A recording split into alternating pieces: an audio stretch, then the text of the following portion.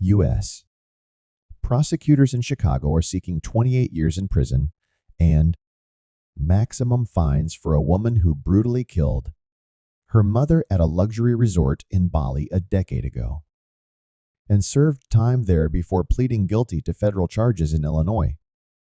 Heather Mack, 28, pleaded guilty to a federal charge of conspiracy to kill a United States national in June for her mother's slaying in 2014. An Indonesian court found her guilty of holding Sheila Von Weiss's mouth shut as her boyfriend at the time, Tommy Schaefer, beat her to death. The pair then stuffed her body into a bloody suitcase at the St. Regis Hotel and left it in a taxi. The murder of Von Weiss at the hands of the defendant and Schaefer was vicious. Federal prosecutors wrote in a sentencing memo earlier this week. The evidence indicates Von Weiss struggled to stay alive, meaning that in the last moments of her life, she realized that her daughter and only child was responsible for her death.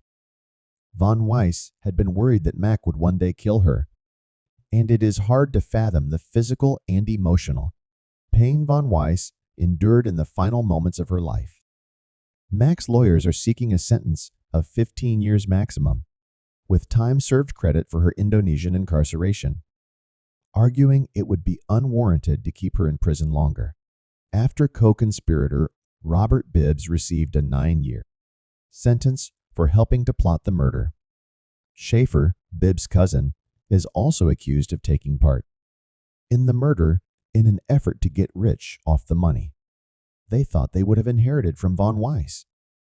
Prosecutors recovered text messages between Mack and Schaefer in which they coordinated the murder and fantasized about how to spend the money.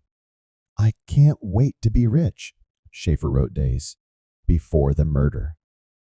"I seriously can't wait. I'm like thinking of lavish lifestyles." Leo, Mack replied. Read the government sentencing. Memorandum for Heather Mack. A moment before the murder, Mack again texted Schaefer, telling him to give her a minute to be off guard, before beating her to death with a metal handle in her hotel room. According to court filings, an autopsy found defensive wounds on Von Weiss's body and determined she died of blunt force trauma that fractured her nose and jaw and obstructed her airway. The couple then hid the bloody sheets and replaced them with a clean set, stuffed Von Weiss into a suitcase and threw it in the trunk of a taxi outside the hotel lobby. According to prosecutors, when the taxi driver refused their fare, they left the suitcase in the trunk and went to a different hotel where they checked in under fake names. Indonesian police arrested them the next morning. Mack was released after serving 7 years of her 10 years Indonesian sentence and deported to the U.S., where police arrested her as soon as she arrived. Schaefer is still in prison overseas.